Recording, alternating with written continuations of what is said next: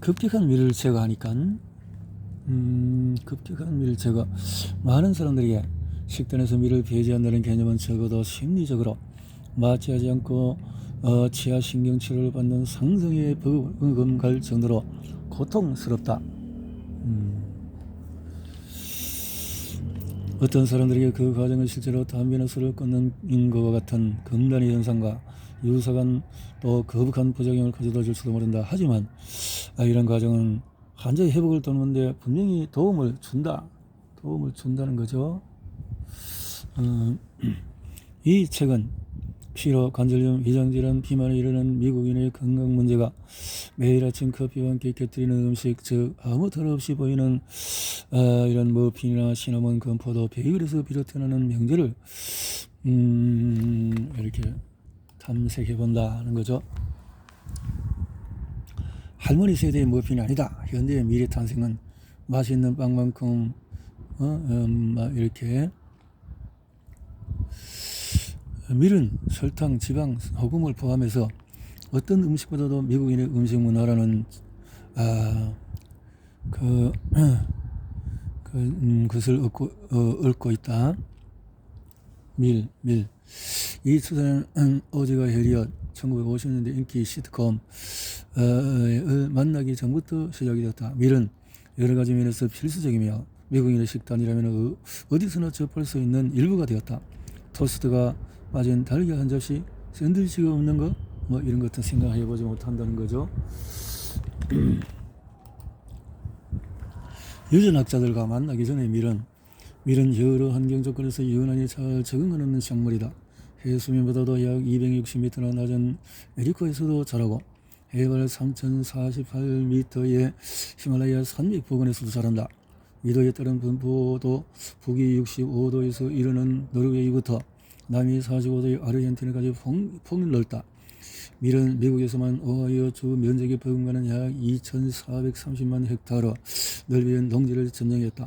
세계적으로 밀은 공식적으로 서치와 10배가량 되는 지역 또는 서유럽 총 농지 면적의 2배에 달하는 지역에서 재배된다. 처음에는 야생으로 자라다가 나중에는 재배하게 된 아인콘이 모든 밀의 시초이다. 아인콘은 염색체수가 14개로 모든 멸 중에서 유전 암호가 가장 단순하다. 기원전 3300년경 튼튼하고 추위를 잘 견디는 아인콘은 유럽에서 인기 있는 곡물이었다. 당시는 웨치라는 이름으로 그렇게 알렸던 거죠. 엠머밀은 고대 이집트에서 번성했고 엠머밀의 성장적이라는 계절에 따라서 수위가 바뀌는 나일강에 적합했다.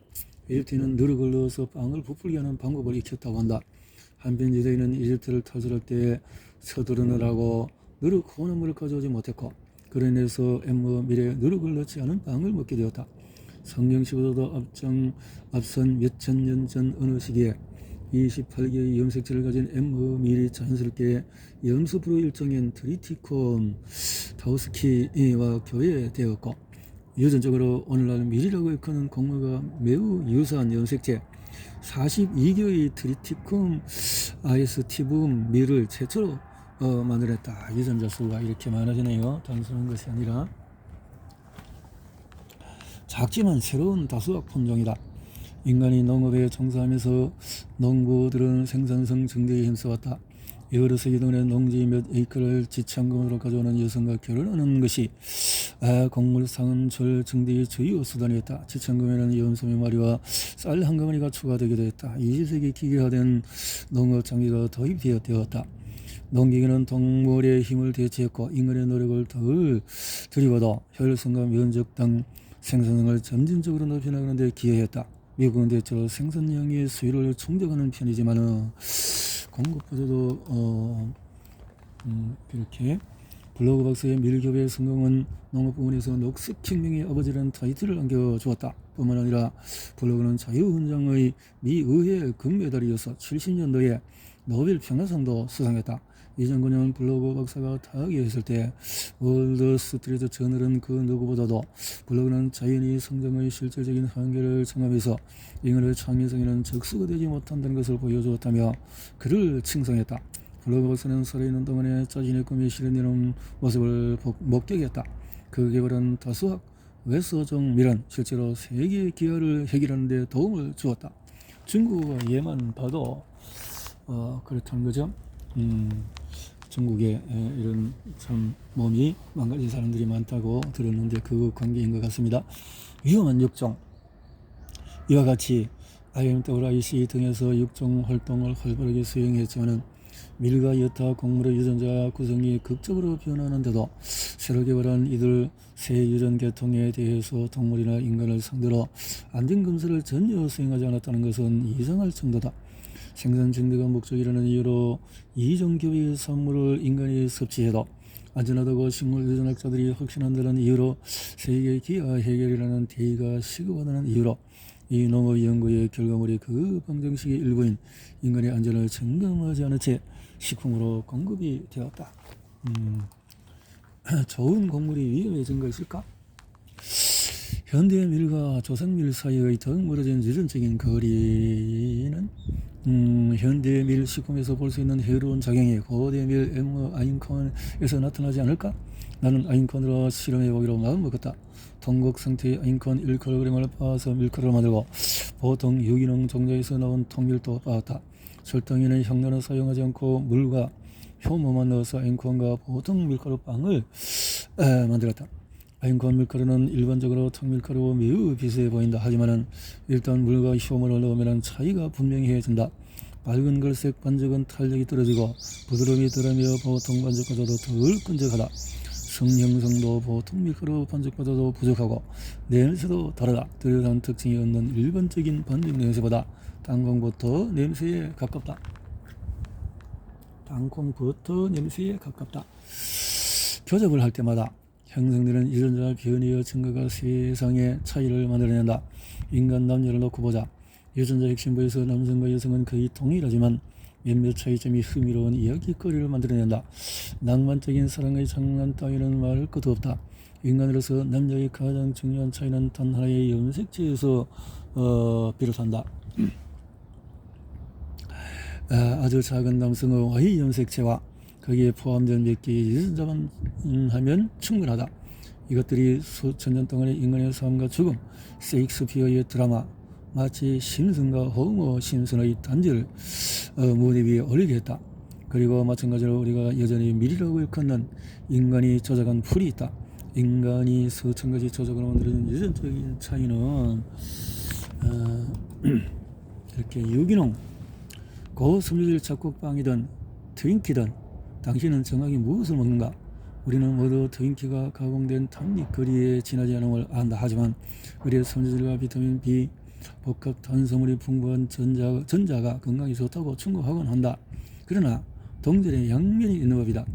미래의 내용물을 유심히 들어보면 색깔의 섬유질 함유, 유기농이든 아니든 거기서 살펴볼 수 있는 것이지. 바나나와 감자에 들어있는 아밀로펙틴 B는 콩 아밀로펙틴 C보다 소화하기는 수월하지만 그래도 어느 정도 소화가 늦은 편이다. 가장 소화가 잘 되는 아밀로펙틴 형태는 밀의 아밀로펙틴 A다. 소화가 빠른 만큼 혈당 증가도 맹렬하다. 그래서 그런 등 밀이 상승시키는 혈당이 강낭콩이나 포테이토 칩보다 높은 것이다. 복잡하든 아니든 사람들은 밀식품의 아밀로펙틴 A를 슈퍼 탄수화물이라고 여기는 뜻하다. 단순하든 복잡하든 거의 모든 탄수화물 식품 중에는 가장 효율적으로 혈당 전환이 이루어지는 매우 소화가 잘 되는 탄수화물 형태이니까 말이다. 아밀로펙틴 A. 다른 탄수화물 식품에도 아밀로펙틴이 들어있지만 밀의 아밀로펙틴과는 종류가 다르다. 아밀로펙틴의 가지 구조는 식품 종류에 따라서 다양하다. 아밀로펙틴 C라고 일컫는 콩과 식물의 아밀로펙틴은 소화가 가장 덜 되므로 콩 건강에 좋아 먹으면 먹을수록 일어나는 동료가 있는 것이다. 소화가 되지 않은 아밀로펙틴은 결장에 곧장 도달한다. 결장은 공생하는 박테리아가 덜 소화된 녹말을 마음껏 먹고 신나게 썰며 설탕이 소화되지 못하게 하는 질소와 수소 같은 가스를 만들어내는 장소이다. 바나나와 감자에 들어있는 아밀로펙틴 B는 콩 아밀로펙틴 C보다는 부족하다는 거죠. 유전자 조작을 통해서 이른바 저항성 전분 완전하게 소화되지 않은 그 전분이 함유량은 높고 또 아밀로펙틴은 줄이고자 했던 농업자 및 식품학자들은 이것은 짜증나는 사실에도 결코 포기하지 않았고, 아밀로스는 가장 흔한 저항성선으로서 의도적으로 교배한 밀품종에서는 총량의 무려 40에서 70%를 차지한다. 교배한 의도적으로. 그러면 밀식품은 혈당 수준을 콩부터 캔디바에 이르는 다양한 다른 탄수화물보다 확실히 높게 끌어올린다.